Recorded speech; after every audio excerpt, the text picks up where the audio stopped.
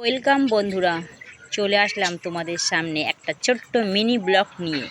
যেই ব্লগটাতে আমার অনেক কিছু স্মৃতি, অনেক কিছু কথা জড়িয়ে আছে। তো যাই হোক বন্ধুরা, দেখতেই পাচ্ছ পর পর কোথায় যাচ্ছি না যাচ্ছি, তার সাথে সাথে অনেক কিছুই কথা বলার আছে। কথাটা হচ্ছে কি, নিজের মনের কথা, নিজের দুঃখের কথা, নিজের সুখের কথা। তো আমার জীবনে সুখ দুঃখ সব কিছুই আছে। তার মধ্যেও ছেলে মেয়েগুলোকে মানুষ করার চেষ্টা করেছি, আর মানুষ করতে আমি পেরেওছি। এটা নিয়ে আমার খুব গর্ব আছে যে আমি আমার ছেলে মেয়েকে মানুষ করতে পেরেছি।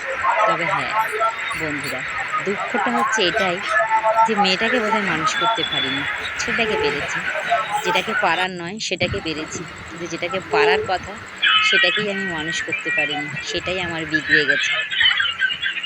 যাই হোক বন্ধুরা, নিজেদের চলার পথে হয়তো অনেক ভুল আছে, তাই হয়তো মেয়েটা বিগড়ে গেল।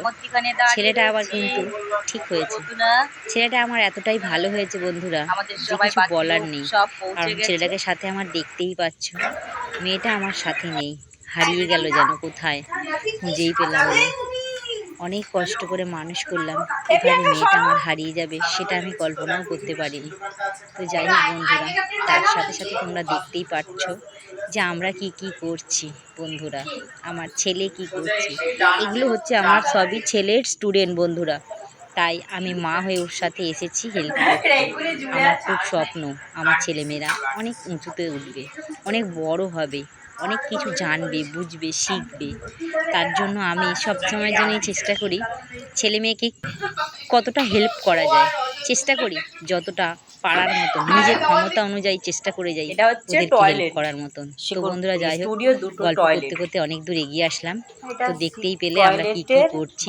তার সাথে দেখো বন্ধুরা, একটা অনেক বড় স্টুডিও, ছোট নয় অনেকটাই বড় স্টুডিও।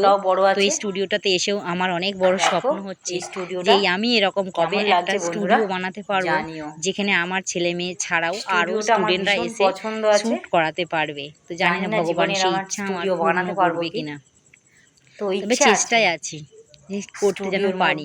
ছোট না, বড় না পারি, যেন ছোটও করতে পারি স্টুডিও। কারণ স্টুডিও নিয়ে আমার একটা স্বপ্ন আছে যে আমি একটা স্টুডিও বানাবো, সেখানে আমার ছেলে অনেক ফটোশ্যুট করবে এবং আরও অনেককে ভাড়া দিতে পারবে। কারণ সবাই তো পারে না অনেক পয়সা দিয়ে ভাড়া নিতে। যেমন এই স্টুডিওটা ভাড়া নিতে গিয়ে আমাদের অনেকটাই সমস্যা হলো। ভাড়া নিলাম, যাই হোক, যেহেতু যে কোনো হোক ভাড়াটা নিলাম, তারপরেই লাস্টে ক্যাচাল শুরু করে দিল ভাড়া ওই স্টুডিওর ম্যানেজার যে আমাদের টাইম ছাড়া ওভার হয়ে গেলে আরও